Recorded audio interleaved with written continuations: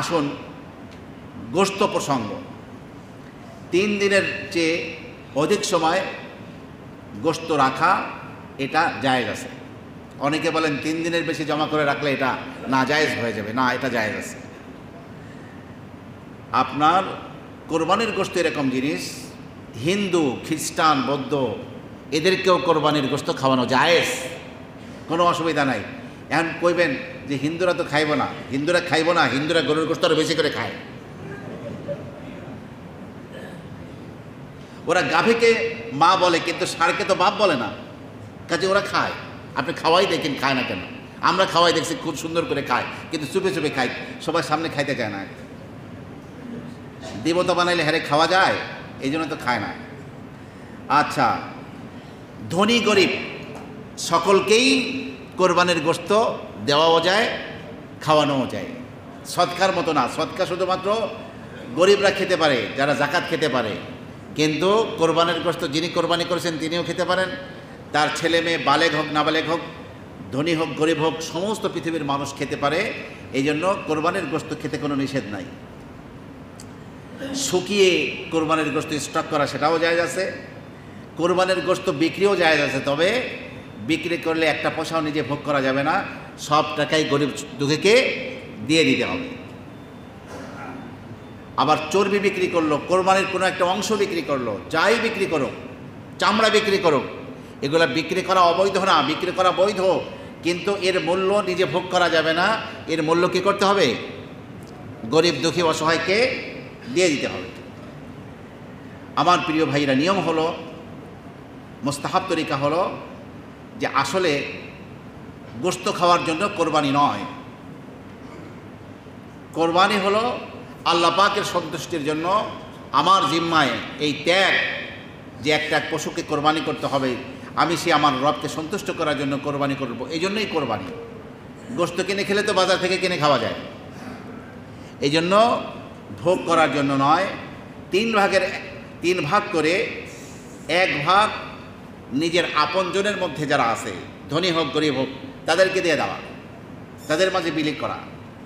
আর যে 2 ভাগ, সেই 2 ভাগের মধ্যে 2য় ভাগ গরিব দুঃখী অসহায় মানুষ যারা গোশত নেওয়ার জন্য আপনার বাড়িতে আছে, আপনার গ্রামবাসী পাড়াপড়শি আছে, তাদের মাঝে বন্টন করা।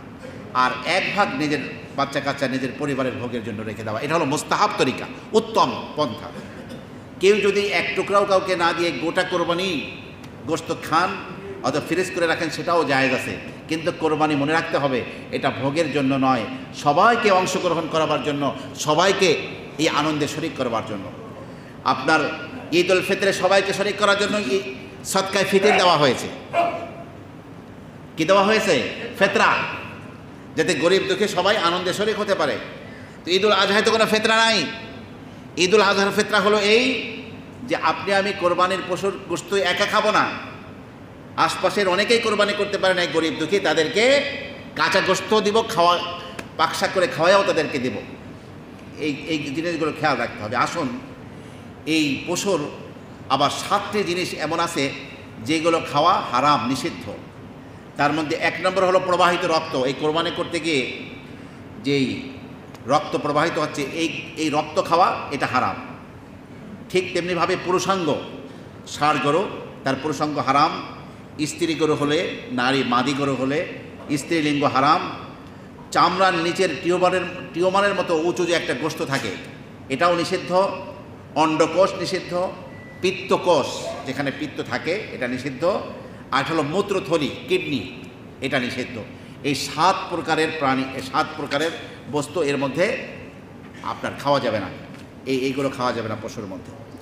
আসুন আমার প্রিয় ভাইরা, মোট কোরবানি হলো আপনার 4 প্রকার। কয় প্রকার কোরবানি? 4 প্রকার কোরবানি।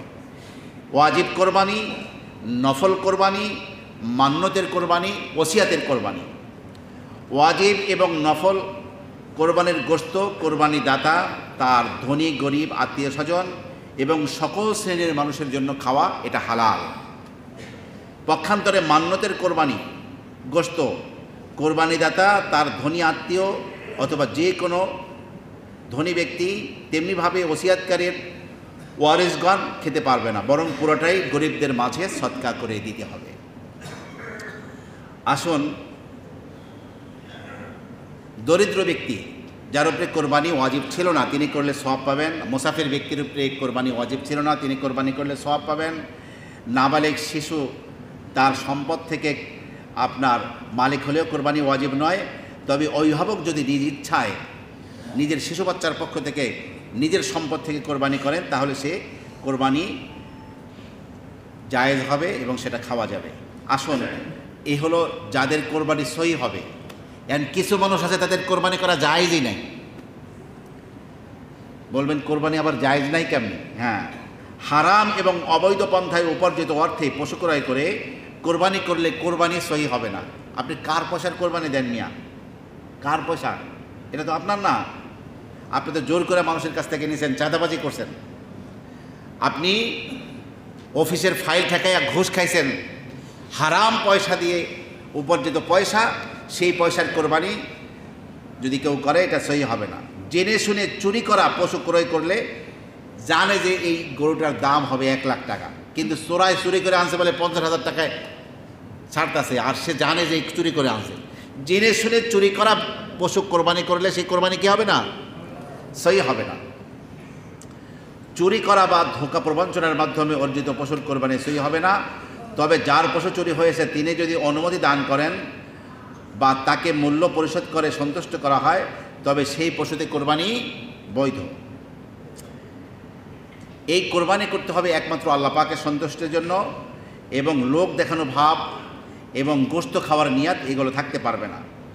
শরীকি কোরবানির কেউ একজনও যদি শুধুমাত্র আল্লাহর সন্তুষ্টি ছাড়া কেবলমাত্র গোশত খাবো এই নিয়াতেই কোরবানি করেন তাহলে বাকিদের কোরবানি নষ্ট হয়ে যাবে। এই জন্য শরীক 7 জনের নিয়াত থাকতে হবে, কেবল আল্লাহ পাকের সন্তুষ্টির জন্য কোরবানি করব। কেবল কি জন্য কোরবানি করব? আল্লাহ সুবহানাহু ওয়া তাআলার সন্তুষ্টির জন্য। আল্লাহ পাক তার সন্তুষ্টির জন্যই আমাদের মুসলিম উম্মাহকে কোরবানি পেশ করার তৌফিক দান করুন। আসুন।